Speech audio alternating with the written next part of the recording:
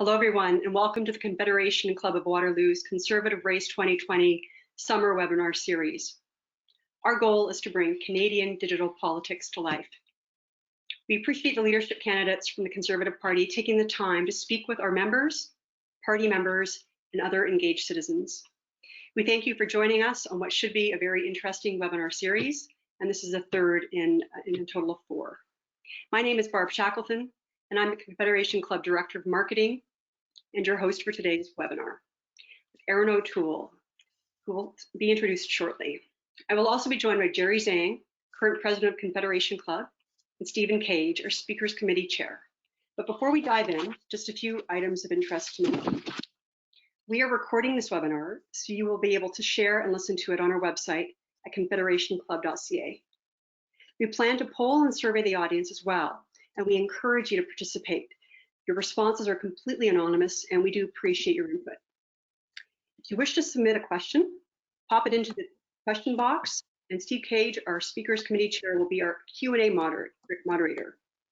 We will attempt to get to all of your questions as time allows, so please ensure that your questions are appropriate.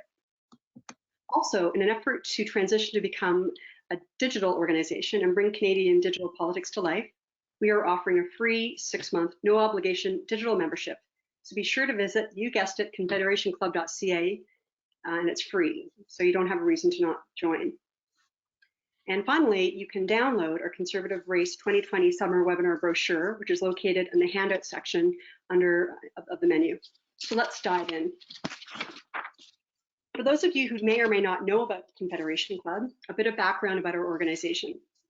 Confederation Club of Waterloo was founded in 1976 with Joe Clark as our first speaker, about a month before he became party leader. Our speakers include past Conservative and Progressive Conservative Prime Ministers, Brian Mulroney, Kim Campbell, and Stephen Harper. Our impressive speakers list in the past 44 years is also available on our website.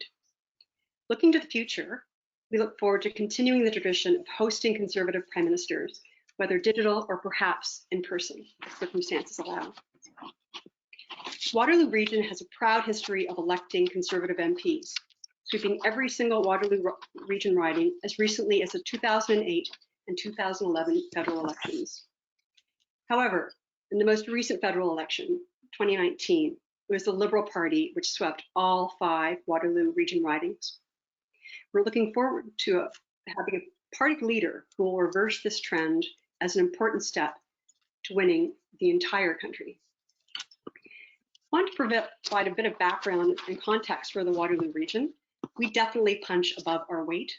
As Canada's high-tech capital, we are home to Google's Canadian Engineering HQ, to major Square and SAP offices, and well-known scale-ups like North, recently acquired by Google, and homegrown world companies that include Shopify, Applyboard, Intellijoint Surgical, Vidyard, and my own amazing employer, Igloo Software, the world's top intranet.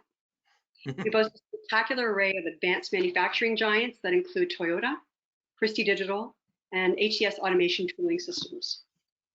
Our wonderful Mennonite community entrenches a strong work ethic, and community spirit second to none. So if you're looking for a day trip, summer, consider visiting the Waterloo region and our fabulous St. James.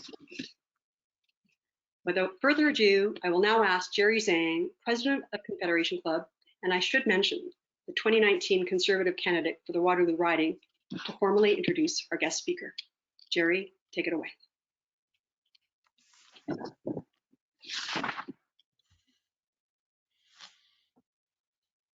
Thanks, Barb. Hello and welcome to our webinar. Our guest speaker today is the Honorable Erin O'Toole.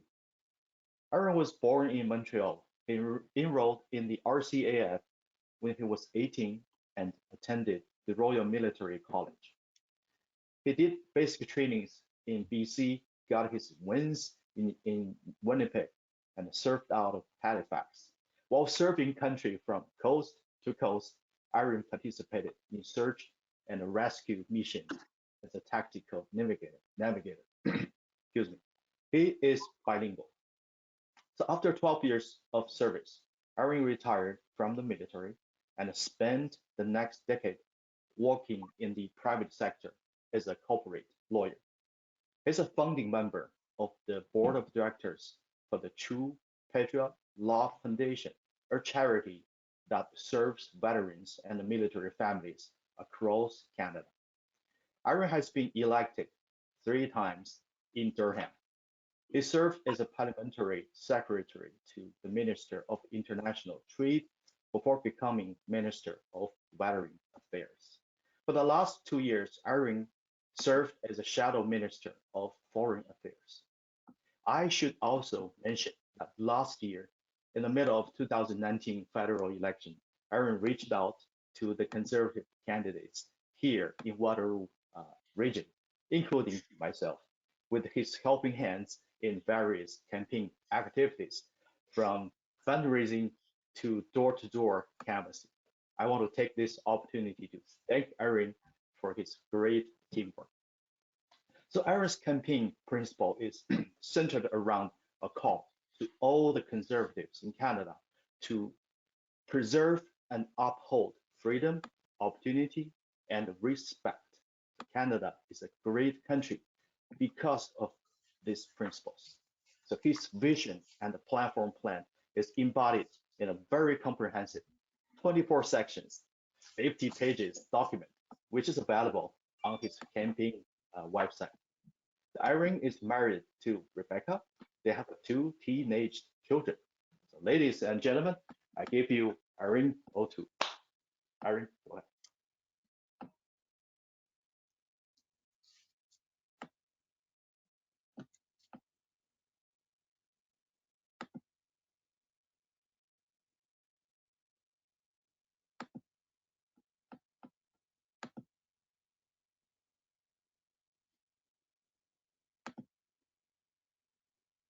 Erin, it seems there's a technical difficulty. We can't hear you.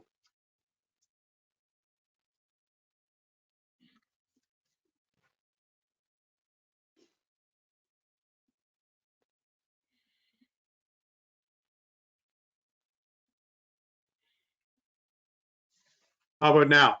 Oh, yes, very good. Perfect. There we go. I'm so used to Zooms. I just got off a Zoom, and it's a different technology, so the settings must be different in the computer. That's why it's my webcam and not my normal cam. So thank you, Jerry. Thank you, Barbara. Thanks to everyone in the Confederation Club for the opportunity and for your commitment to our party. It's truly appreciated, and this club helps keep our members connected. And I certainly want to see blue return to the Kitchener-Waterloo area, and I've done my own bit to help that.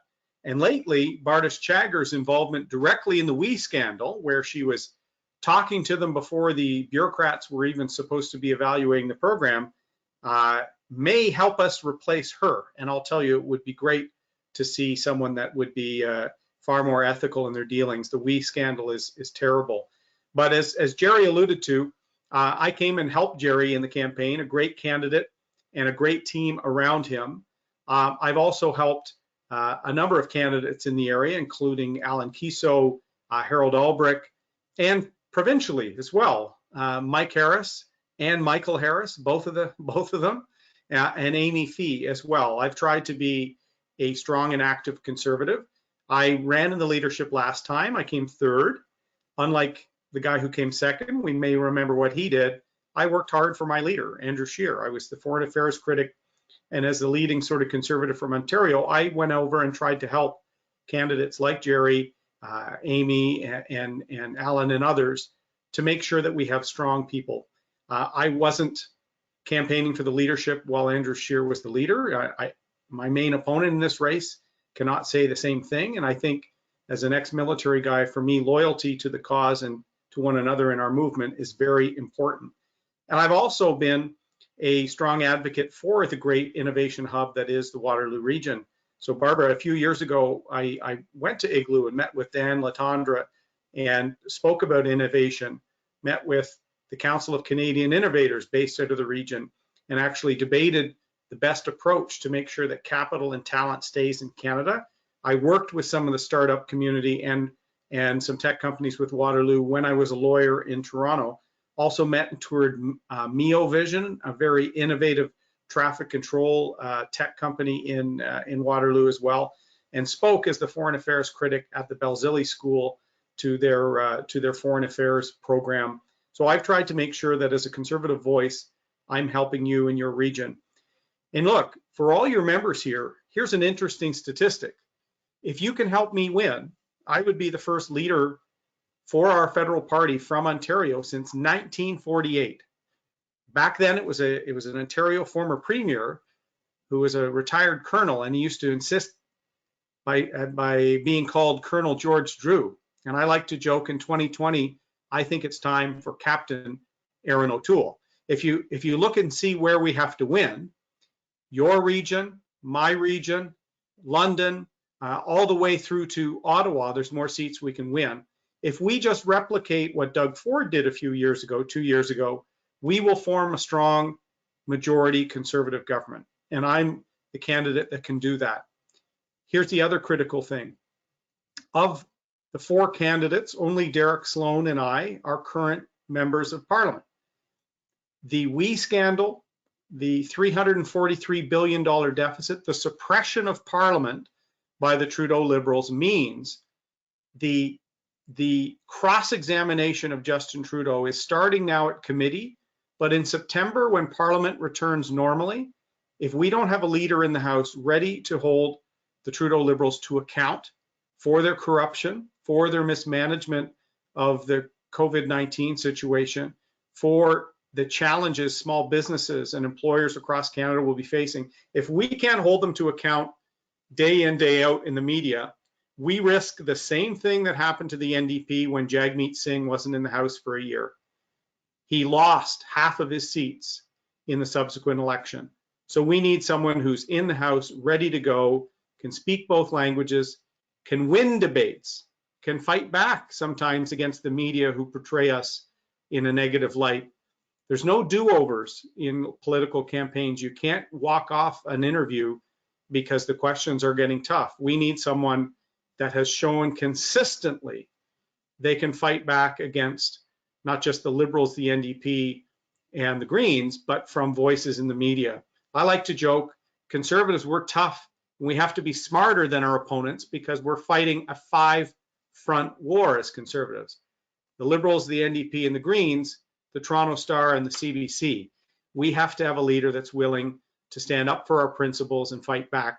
I've won 3 times in the GTA. My riding is in the east side of the GTA, Durham, and I don't win by pretending I'm a Liberal and moving into the middle. I defend my principles as a Conservative. And I have a track record. I won by 7,000 votes in the fall. Even Lisa Raitt lost in the last election because I built a strong team and I don't let my opponents define me. That's what we have to do as a party. We can't let the other parties and voices in the media define us. We have to define our own positions and values and offer a vision for Canada for the next 10 to 20 years. I have a lot of respect for the people in this race. I've defended Derek Sloan when he was being attacked by the media and some voices online. I think Leslyn Lewis holds great potential. She gets a seat in the House and gets that key experience. I think she can be an important voice. Peter MacKay was elected in the 1990s and served the party very well. And I think if he wants to come back, he'll be a strong voice as well. But we need a leader for today and the future. I was Stephen Harper's last cabinet appointment in his government. And he appointed me to a file, Veterans Affairs, that had lawsuits filed by veterans who'd lost confidence in their own government. There were protests, unions were spending millions of dollars, and there were wait lists out of control. As a veteran with business experience, I set a vision, I built a team, I took on the voices in the media defining and misleading people, and I largely turned around a file that even Prime Minister Harper himself, when he asked me to be his minister, said, Erin, this file is on fire and I need you to put it out. I held my own in all media interviews. I'm able to bring people together. I'm able to be principled and get things done. I win debates, and that's what I think we need as a leader, a true blue leader with a track record of performance under fire. In fact, as a military guy who flew on the Sea King helicopter, I say I take a lot more fire and flack from below in politics than I did when I was in the Canadian Armed Forces. But I also think that story is an important one. How will a new leader of the party connect with Canadians? My story is a good one. A small, middle class, small town, suburban Toronto kid that grew up. You know, we had challenges. I lost my mom at the age of 9. My dad supported 3 kids until he remarried. We didn't have much, but we were taught to work hard, help your neighbor, and build your community and country. That led me into the military. That led me to serve across this country. I met my wife, Rebecca, in Nova Scotia when I was sailing with the Navy and with my Sea King crew there. Went to law school there, and then we returned to Toronto to establish our careers and raise our family and settled back in my hometown community. I think it's a story that most Canadians can connect to. I'm not a celebrity.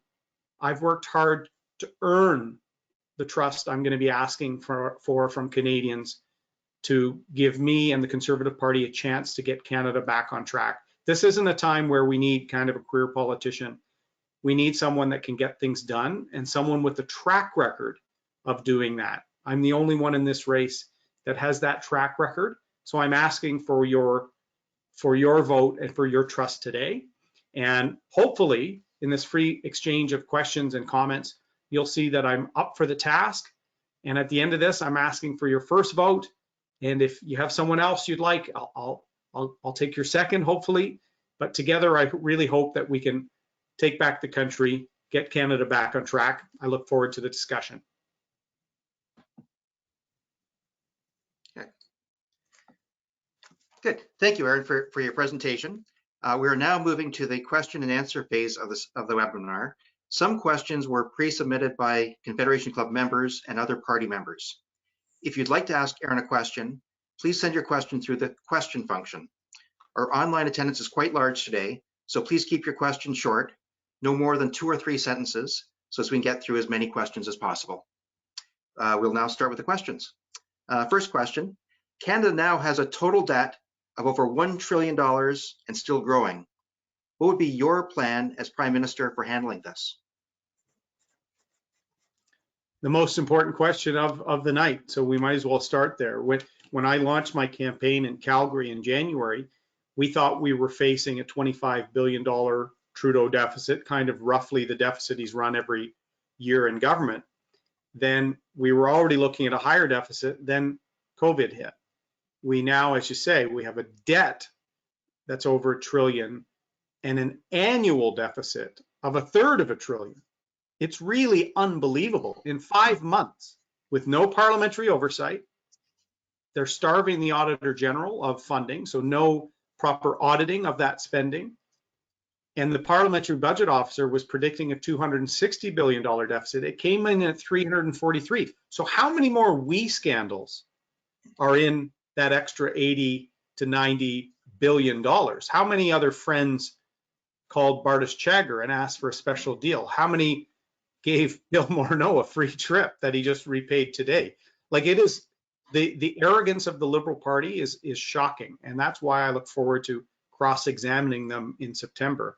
But my plan will be very similar to what we did with Stephen Harper. It's got to be a 3-part plan. A steady and disciplined plan to get back to fiscal prudence on an annual budget basis.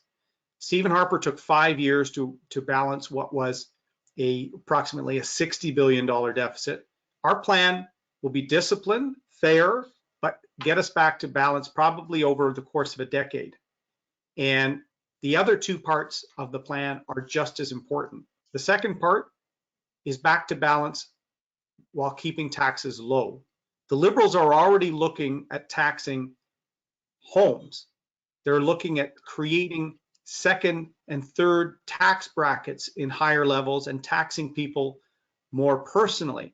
We've already seen their war on small business. They'll be going after dividends and retained earnings again.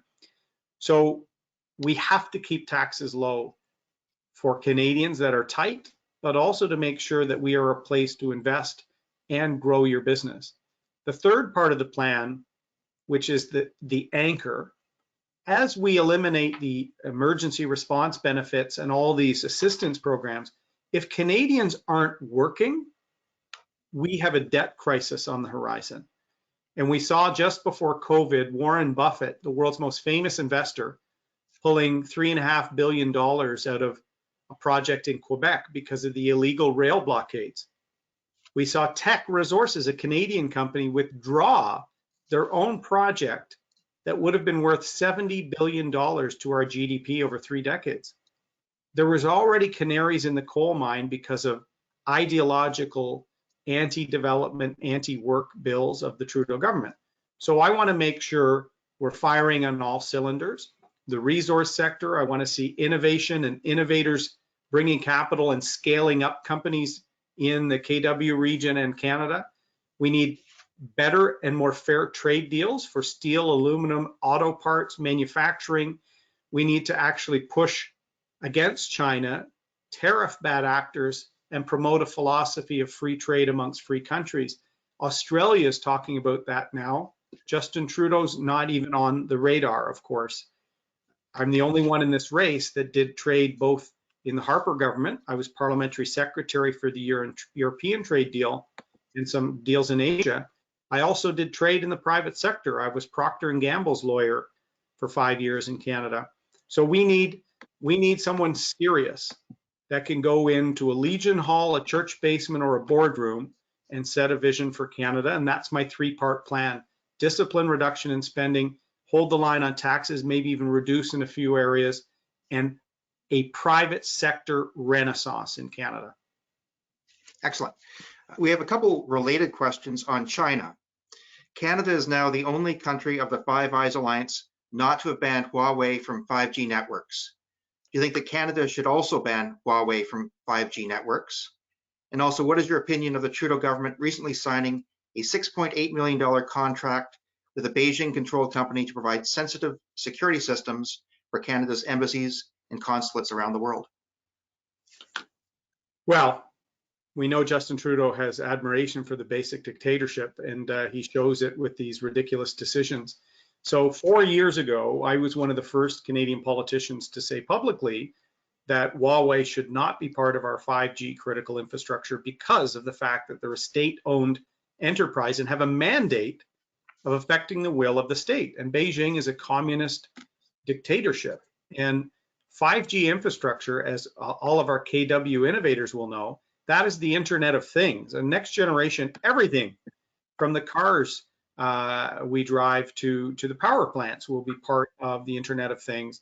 And we cannot have a nation that's adverse to us running or having access to that critical infrastructure. So I've said that for many years. The very fact that Trudeau is a laggard has a lot of our Five Eyes allies quite worried about Canada being the weak link. We could be dropped by this special relationship, the Five Eyes, if we see Trudeau reelected. The security deal for our embassies was absolutely ludicrous. I will reverse that decision. And in fact, I have a policy in this race to, as a default setting, deny any foreign takeover by a Chinese state-controlled enterprise. The default position for these transactions should be no. Not even after a security review, it will be no, because they're state-owned and they have an agenda. They're not like a regular multinational player like Procter & Gamble that I work for that has accountability, that has a board of directors, that has oversight. Huawei and companies like it and others are arms of the Chinese state. 2 years ago in the House, I asked Trudeau about the Communist Party's manipulation of the World Health Organization's pandemic planning. It's on my Facebook page 2 years ago. I was the one who established a parliamentary oversight committee for Canada-China relations last year, a vote Trudeau lost in the House. So the concerns about getting serious with China, I've been talking about this for several years. I've worked on these issues in both the private sector and in government, and I'm ready to lead right away. Excellent. Next question. The We Charity scandal keeps growing. Finance Minister Morneau testified today to the Commons Finance Committee that just a few hours before he testified, he reimbursed over $40,000 expenses to We Charity for family trips to Kenya and Ecuador that have been overlooked by him for 3 years. Can you please comment on this and other We scandal developments? I'd like Bill Morneau to comment on it some more, and I'll be doing that as the leader in the House in September. Remember, this is the same guy that forgot he had a villa in France when he was filling out his ethics filings as a minister. You know, we all forget our villas in France or Italy. You know, certainly I've forgotten mine so much I've never seen it and will never have one. This is the epitome of the Liberals. They are so out of touch with the needs of the average family in Canada, the average small business owner, and they have a sense of entitlement and arrogance that is actually dangerous. So Bill Morneau not only is the most incompetent finance minister in our history, he's never had a balanced budget, never even had a close to one. He's now setting records of a kind most finance ministers would not like. He's also been investigated for not recusing himself when he introduced pension reform in Parliament, and his family fortune, at least on his side, on one side it's from frozen food, but on his side it's from pension management. And this is a guy who didn't think he should recuse himself from that when his own company is going to benefit from it. He forgets to file that he owns vacation properties in other parts of the world, just like Francois Philippe Champagne forgot that he has mortgages with a Chinese state-controlled bank for several apartments he bought in London. That story was pretty weak. He was working there and had trouble getting a loan, so he didn't just buy one apartment, he bought two. These guys, I tell you, if we can take the attack to them in September, I will make mince meat of them and we will win. If we have a blank chair, an empty chair, we won't. So the We Charity, Pierre Poilievre's doing fantastic work on it. Michael Barrett's doing fantastic work. Andrew Scheer was great in the House yesterday. I was on the Hill yesterday. I was talking to him. We've got a strong team, and I think with leadership and direction in someone who has worked in business and can show Canadians we're ready to get the country back on track, that's the key to winning. Excellent. We've got quite a few questions online on social issues. Are you pro-life? Are you willing to open the discussions to determine abortion laws? I will not open the abortion issue, and I know that upsets some people, but I've been consistent throughout my political career on that issue. I've also been consistent on championing the ability for private members to bring forward bills or motions of their desire. That's free speech, and to have free votes on matters of conscience for all MPs. Mr. McKay has changed his position a few times in this race on that. And a leader unites by bringing us all together. So fiscal conservatives, foreign policy hawks, red Tories, libertarians, social conservatives, all of us, when we work together, we win. And I'll tell you, our country needs us to win. And that's why I am straight. I've always defended the important role of social conservatives in our party, but I've also been clear. I never say one thing to one group and another to another. I've always consistently voted in favor of human rights and support human rights and decisions, rights granted by court to women, to the LGBT community. But I've also been one of the strongest voices for religious freedom, conscience protections for healthcare workers. And I think Stephen Harper showed that we can work on a lot of issues together and have progress on maternal health, on foreign adoption, on religious freedom.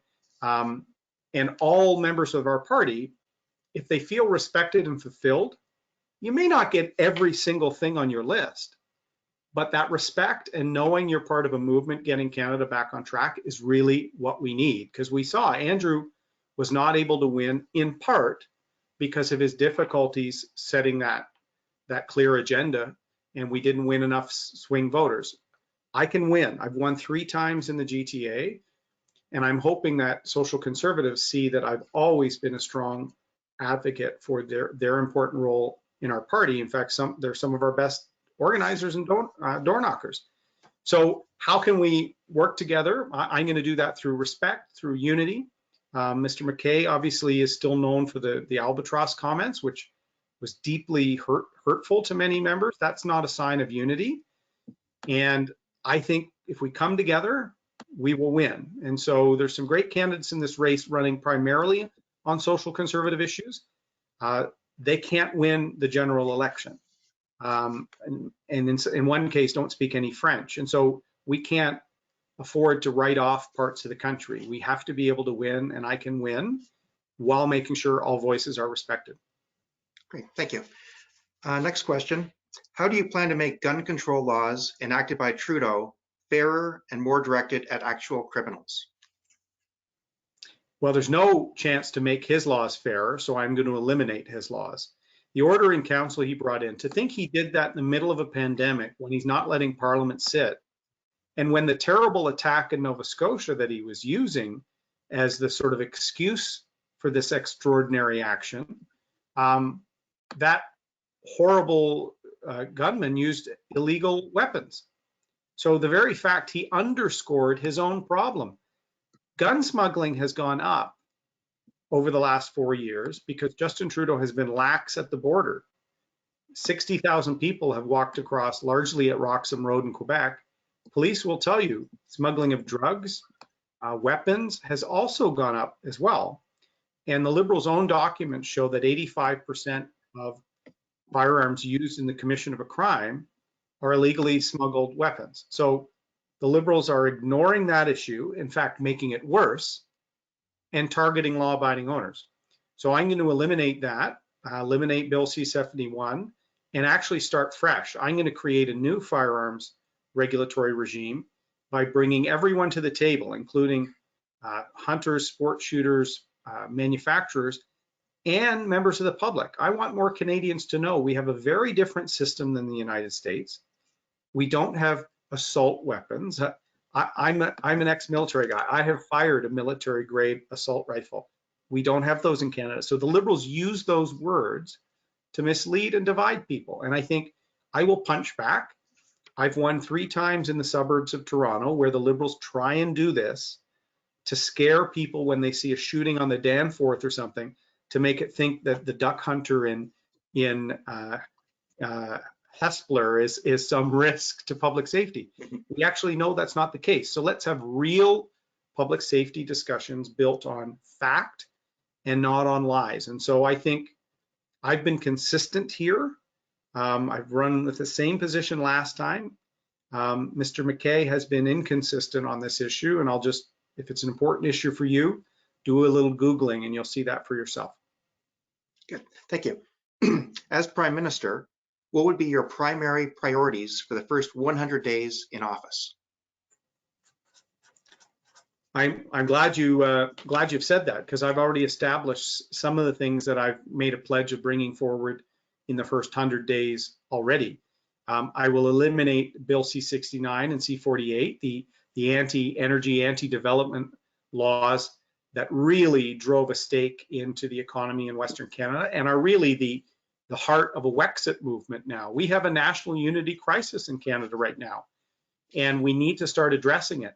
I will also introduce a National Strategic Pipelines Act to allow Cabinet to make a decision up front about a pipeline to either tidewater or refinement capability. We have to show Canadians these are in the national interest because all Canadians will benefit. I will also revoke the Trudeau order in council in 71 and start the process on a new law, bringing people together, educating Canadians as a part of it. I've also said I will have a mini commission on the pandemic for 2 reasons. One, I want to make sure we see everything the government was told to really show where the system fell down. Today, we found out on January 14th, Harjit Sajjan was briefed about a pandemic risk for Canada. He did nothing with that. So that means Trudeau knew too. They did nothing. In fact, until mid-March, they were still telling people not to worry. We didn't need to stop flights from China. They have failed, but I also want to make sure that that mini commission is set with a tight time frame so that we can look and learn where some of our PPE and other shortages are quite acute. We're now stocked up, but the first wave is already over. So we have to learn the lessons. In the military, we had something called the after action report, where you'd learn the lessons from your last engagement before you got into another firefight. We need to do that really quickly. I think it will help Canada. It will also showcase to Canadians that the Liberals were asleep at the switch. Great. A long-term Conservative Party member asks, One of the reasons for failing to win the 2019 federal election was a seeming lack of experienced people Andrew Scheer surrounded himself with. Are you willing to take the best people for the national campaign, not just the people you are familiar with? Yes, that's my background in the military and the private sector. You build great teams. Now, fortunately, I've got most of the great people. Here's the reality. In January, the narrative was this was going to be a coronation of Peter MacKay. And Peter's my friend. We served in cabinet and in caucus together. I watched him on television in the private sector, and certainly he was quietly planning to run. The Globe even mentioned that in the middle of the last election. But I knew that at West, our members, there's not a lot of support for Peter MacKay. I'm not exactly sure why, but in fact, in some parts of Western Canada, he's in 4th place in this race. So my team is essentially the team I had last time.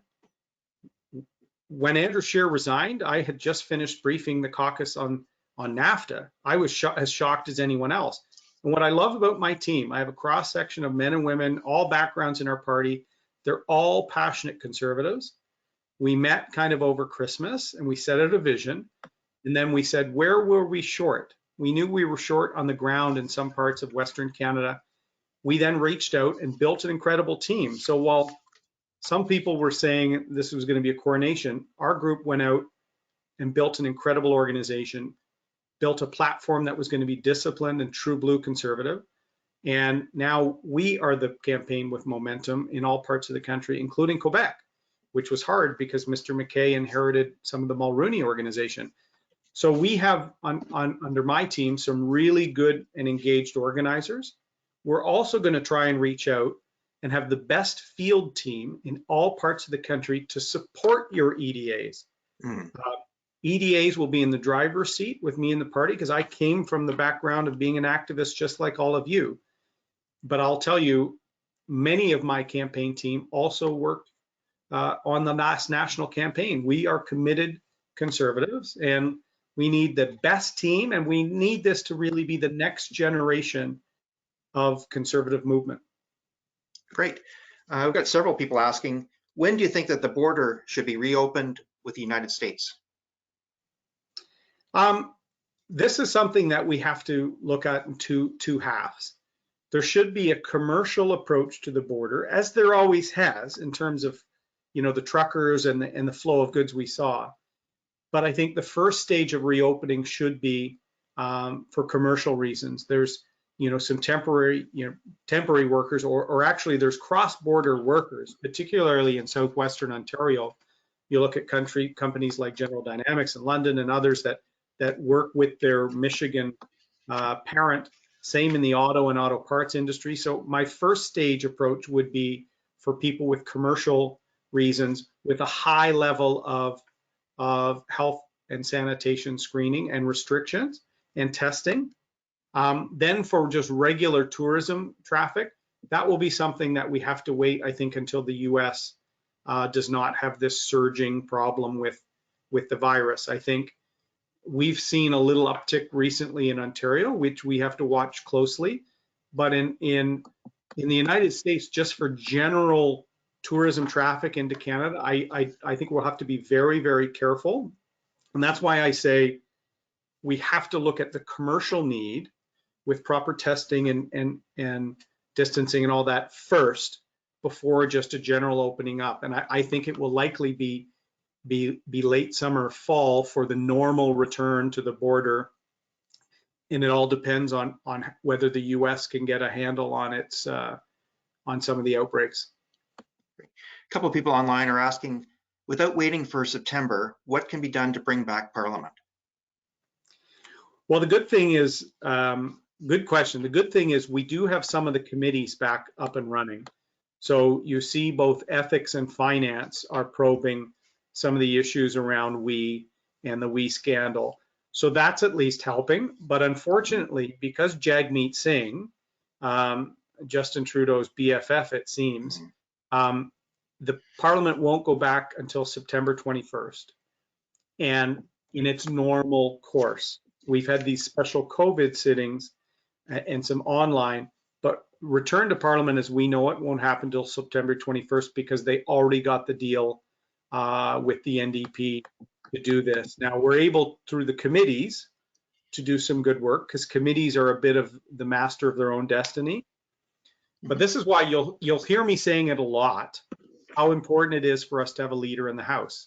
Just look at what happened with Jagmeet Singh. The media were all, oh, what a great new leader, and he had some political experience.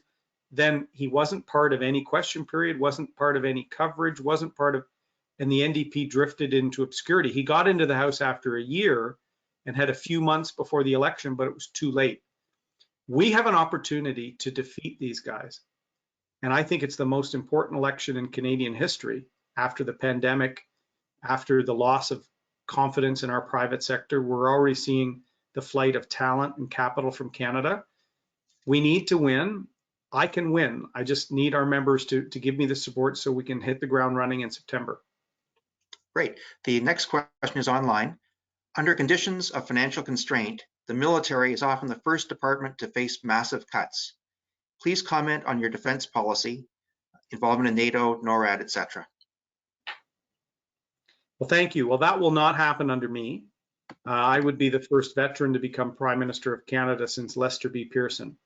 And I think it's time, as I joked before about Colonel George Drew, I do think it's time for someone that almost has a mission mentality for getting Canada back on track. And certainly my military time defined my character in my life. I'm a patriot as a result of it, but I'm also a very effective leader and planner. It helped me in my private sector career. It helped me in cabinet with Stephen Harper. Jason Kenney has seen that. That's why he's supporting me. He knows I can get things done. And so the military budget will not be increased at a pace that I would like to meet our NATO target, because I do think we should be meeting our 2% NATO target. But given the massive deficit, we're going to make sure that increases will go specifically to two areas: equipment for our men and women so they can do the job, the best equipment, and two, Arctic sovereignty and security.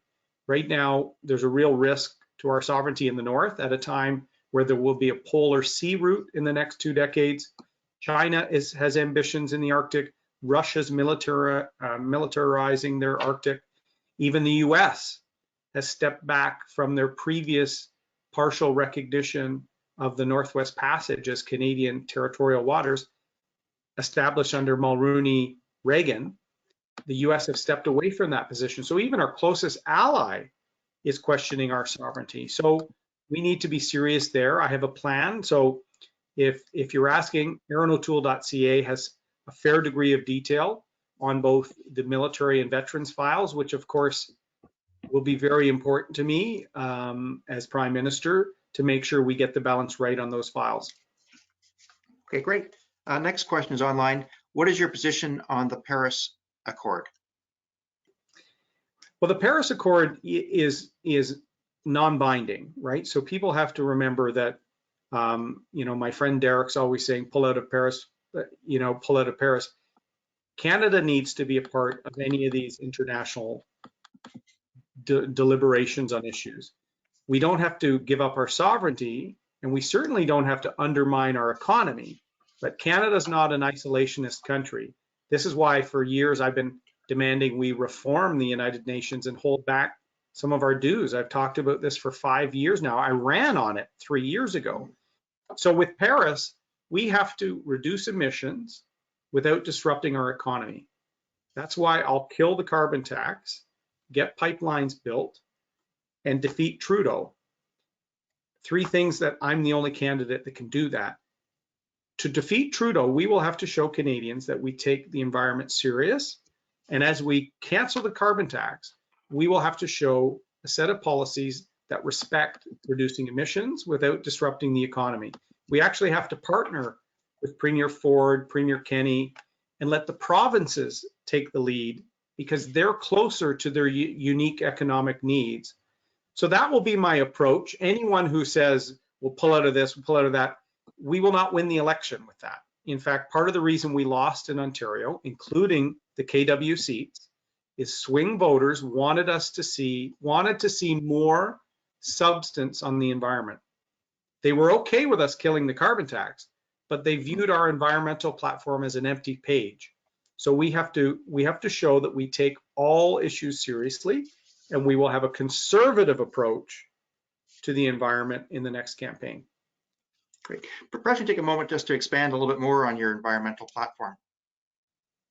Sure, absolutely. Jason Kenney and Doug Ford have an approach where they work with the large emitters in Canada. So I've been advocating a large emitter approach for many years because I worked on environmental issues for a manufacturer in Ontario. In fact, Procter & Gamble, who I worked for, is the largest private sector employer in Eastern Ontario. And if you look at the private sector, there are 700 large emitters in Canada that account for 1/3 of our emissions as a country. So rather than tax 20 million households and another 10 million small businesses, why would we not try and work on a partnership approach with large emitters? You actually get them down a little bit. It has a much wider impact because they're 1/3 of our national emissions. So that's what Jason and Doug Ford in some provinces are doing. I think the federal government can partner with them by actually potentially lowering taxes of emitters who meet their targets, by allowing special depreciation of investments in technology that allow them to reduce their targets. The targets that they're setting in the provinces, provided we're not shutting down production, if we can mitigate against environmental outputs, that's a good thing. So that's got to be the balance. And I think the large emitter approach is one. I've also talked about the need for modern transportation rules. We should have cabotage, which is where trucks or planes can pick up loads part way. Right now, because of a lot of state, provincial, and international rules, we have very inefficient transportation in North America, particularly with Mexican trucking as well. We should not have empty trucks driving around the highways because of some protectionism rules, because that's burning GHG for nothing. So if we maximize transportation, we will actually see a large reduction in emissions. And guess what? Cost savings for business too, because they want to maximize the utility of their operations. For those who are keen on this stuff, go to my YouTube channel. I questioned a witness about this, David Emerson, a former transportation minister, a few years ago, and he agreed cabotage, this approach to transportation, would be the single most important policy a government could do to lower emissions and lower prices and costs for businesses and consumers. Great. So we have time for a couple more questions. And this was briefly mentioned at the start of your presentation. As recently as the 2008 and 2011 federal elections, the Conservative Party swept all Waterloo Region seats. However, in the 2019 federal election, it was the Liberal Party that swept every riding in Waterloo Region. What would you do as party leader to reverse this dreadful trend in Waterloo Region? Well, first we have to support what you guys are doing. The Confederation Club, our riding associations, are the pointy end of the stick for our movement in the region. And as Jerry and other people know, I have been there. I've door knocked, I've raised funds. I have been there just as a sort of a front bencher with Andrew Scheer and with Ron Ambrose and with Stephen Harper. I came down and did an event with a drone company with Peter Braid as parliamentary secretary. I've done stuff with Harold.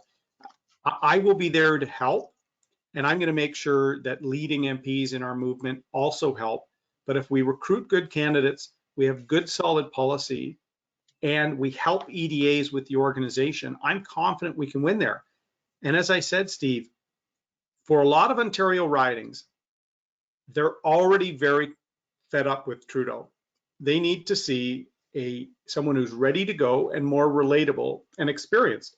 That's me. And by the way, the fact that he's from Ontario too, and has a commitment and is relatable, I think will be the special sauce we need to win these areas back, the Kitchener-Waterloo area and more seats in London as well. I think I'm very bullish. I also have a very strategic approach with respect to trying to win in Hamilton and Windsor, because I'm going to be taking on the NDP, because Jagmeet and the NDP were supporting the illegal rail blockades. They don't stand up for blue collar working people anymore. And if anyone wants to build something, whether it's in Hamilton or a pipeline out west, the only party that supports work, supports the nobility of work, is the Conservative Party of Canada. And much like Boris Johnson, who went in and won Labour seats by using the Brexit issue to have voters in those Labour areas take a second look at Jeremy Corbyn and do the values of these ragtag group of people really represent me and my family? Their answer will be no. And so I think we've got real opportunity to actually steal NDP seats too. Good. So final question of the webinar gives you a chance to sort of sum things up. What makes you the best choice as leader for the Conservative Party?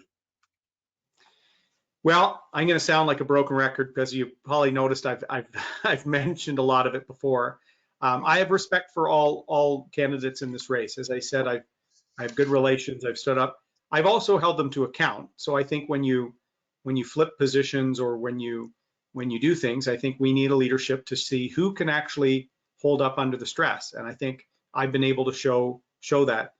My joke with my wife is I'm not as well known because I wasn't elected in the 1990s. I'm not a career politician, and I'm scandal free. I've promised her I'm going to stay scandal free as long as humanly possible. But this means the Liberals have no secret attack on me. There's no helicopter rise. There's no stuff that is going to be trotted out.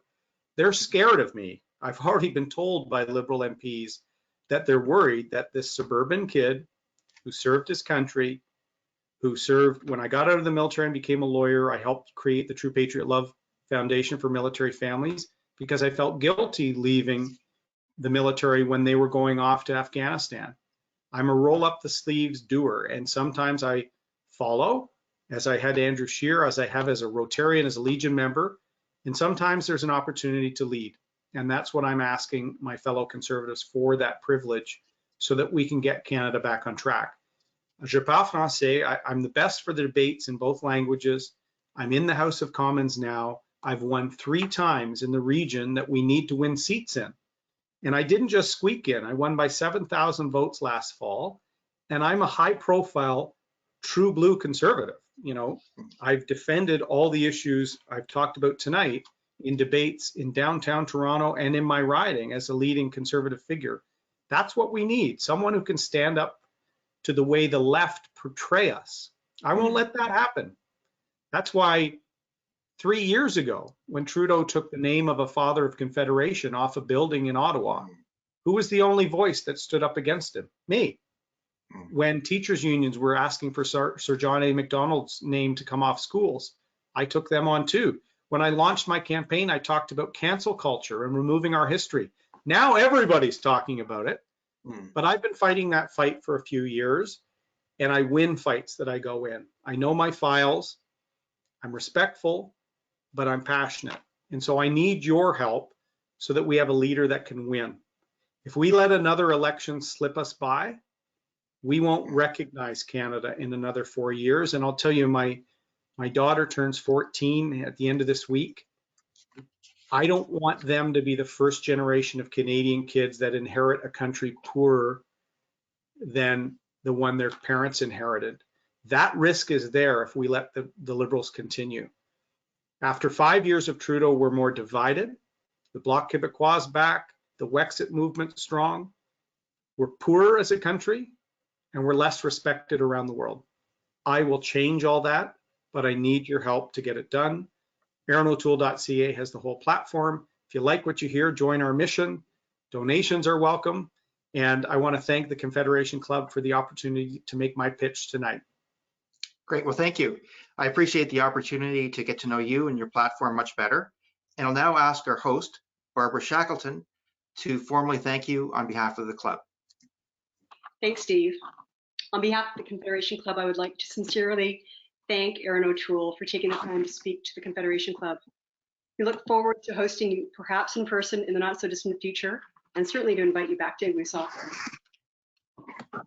This is the club's first webinar series, and your presentation provides considerable insight into your platform and where you want to take Canada. So thank you very much. Jerry, want to launch the poll? We would appreciate you answering the poll to let us know whether the webinar helped you with your decision tonight. Folks, we have one additional upcoming webinar with Peter McKay on Wednesday, July 29th at 7 p.m. And we invite you to register and attend. You can go to confederationclub.ca. And we also invite you to sign up for a 6-month free, no obligation digital membership, providing future webinar information and contributing to bringing Canadian digital politics to life. Again, that's at confederationclub.ca. When exiting the webinar, we would appreciate you providing the first 3 digits of your postal code. Again, that's completely anonymous, and that would give us information around where you are and for future correspondence. We appreciate you taking the time to attend our webinar this evening. Thanks again for joining us. Have a great night. Thank you. Good night. Thanks. Merci. Thank you. Good night. Merci. Thank you. À la prochaine. Great. Proceed.